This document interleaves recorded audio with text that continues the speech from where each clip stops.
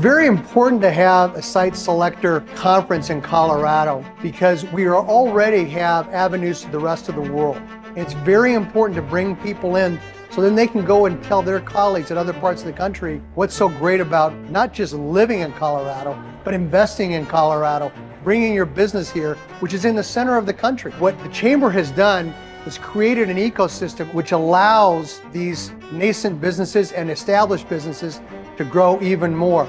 Hearing the feedback in some of the pitch sessions and how housing affordability is a huge concern when looking at site selection, and it's such a huge concern for all of us in Colorado. And it was interesting and confirming to hear that yes, indeed, this is something that we need to really focus on working on.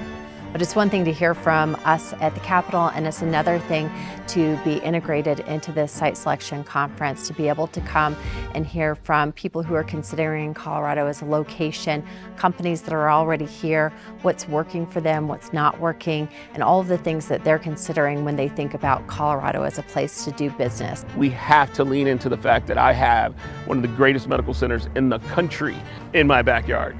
We have to lean into those pieces of the puzzle because no one else is going to have an airport right next to the Gaylord, right next to Anschutz, right down the street from downtown and the convention center. No one else is going to have that. So we have to lead into our natural resources and then make sure that they're protected. I just really appreciate the opportunity to be a part of this. I think that in the future you should definitely invite more legislators because it's really nice to have perspective.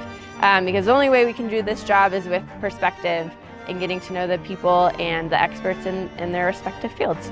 Colorado kids deserve that chance to become all that they can be, especially because we attract some of the best companies in the entire world to come work here. So let's give them the workforce they need from the people who live here, the kids that are growing up here, and double down on K-12 education, double down on higher ed, double down on making sure that what we're teaching those kids is what those companies need, and fix some of these extraordinarily painful results that we have right now. I mean, when we have one of the lowest high school graduation rates in the country, that's unacceptable. It should be unacceptable for businesses. It's unacceptable for folks in government. We need to work to address this. That's the number one thing we need to do.